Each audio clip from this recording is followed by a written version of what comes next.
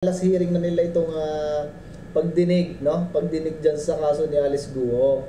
Ay madadamay mga kabayan ang nasa Malacanang. Oh, what's up mga kabayan? Nagbabalik tayong muli dahil ito'y kadugtong nung nauna nating video. Kung hindi nyo pa napanood yun mga kabayan, patungkol kay Garma, yung script ay sala-sala mga kabayan.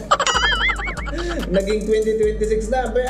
Kagigising ko lang ay 2026 na. Natulog ako 2024. Tapos tayo diyan mga kabayan. So anyway, yung pag-usapan naman natin mga kabayan na itong si Risa Hontiveros. Pag-usapan natin to mga kabayan dahil rin mayroong interview kay Ted Filon na kung saan nabanggit niya itong mga kabayan na last hearing na lamang o last na pagdinig yung patungkol dito kay Alice Guo at doon sa kanilang bagong resource person. Okay, bakit nga ba last hearing na yan mga kabayan? Hindi nyo ba naamoy mga kabayan na ititigil na nila yung pagdinig dyan kay Alice Guo? Ay simula nung nabanggit mga kabayan ni Senator Bato, yung meron siyang alam at meron siyang A1 mga kabayan, parang may nakapagsabi yata kay Risa Hontiveros mga kabayan na itigil na yan at ihuling hearing na. Meron namang Kerwin Espinosa na magpapatuloy. Kita ninyo mga kabayan nangyayari na sa bansa natin. Instead na pagpupusan nila mga kabayan kung paano tayo uunlad, ang pinagpupusan nila mga kabayan ay kung paano pababagsakin yung dating administrasyon. Kita mo yung mga talangka na yan. At pangalawa mga kabayan, kung napanood ninyo yung isang report patungkol sa bahay ng Pangulo ngayon dyan sa Malacanang, tayo minapo na doon mga kabayan. Kasi nakita ninyo, ginawang Mala Resort mga kabayan yung kanilang tirahan doon.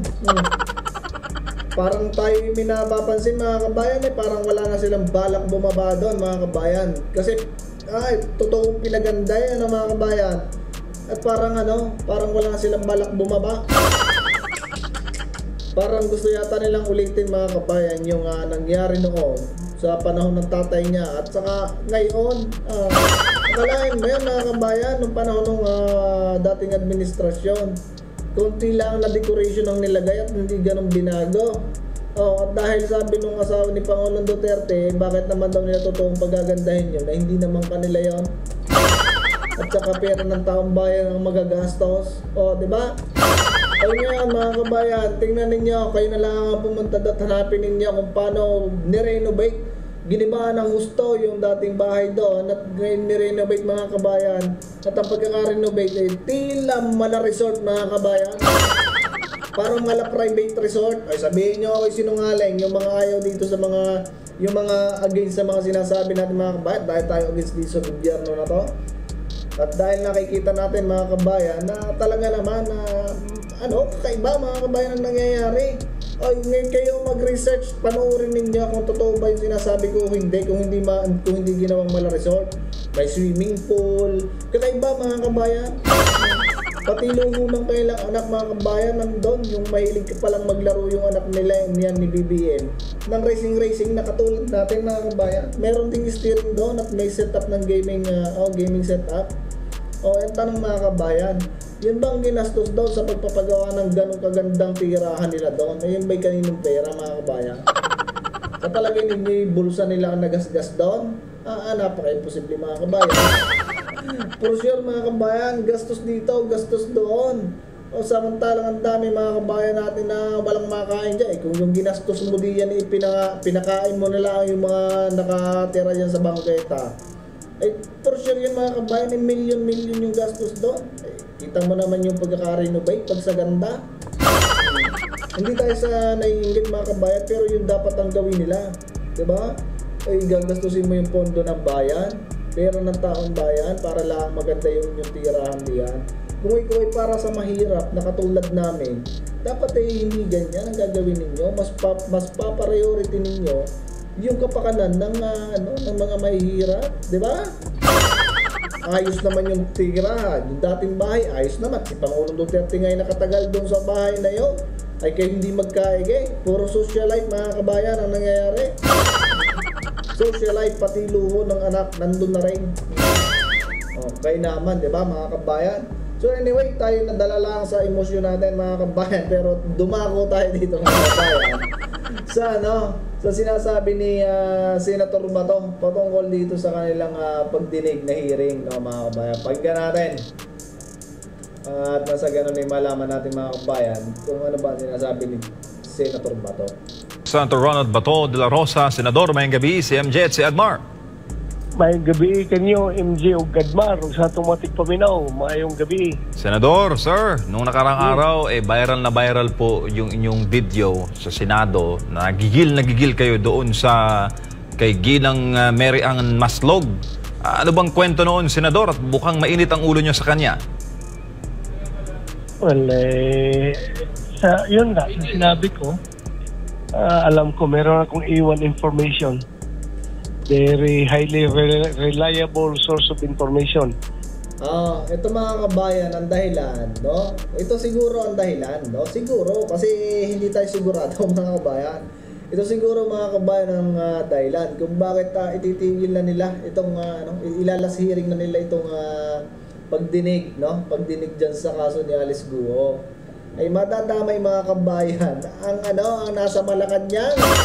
Madadamay mga kabayan kasi merong A1 na information to si Senator Bato.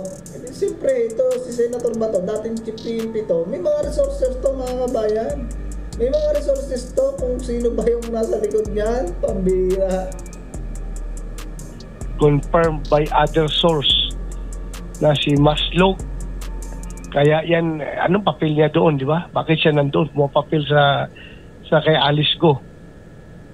Pumapasok pa doon sa kulungan ni Alice Go 2 beses para kumbinsihin si Alice Go na pumirma ng affidavit ng mag-implicate kay Pangulong Duterte, ako, Senator Bongo, General Karamat, yung pati yung isang general may picture na kasama yung Chinese, si General Benji Acorda. Yun, gusto ipa-implicate para ito pa mga kabayan, akalain mo yan, naghanap ng resource person mga kabayan. Isipin mo, yung dating namatay biglang nabuhay. Biglang nabuhay mga kabayan, yung dating namatay na.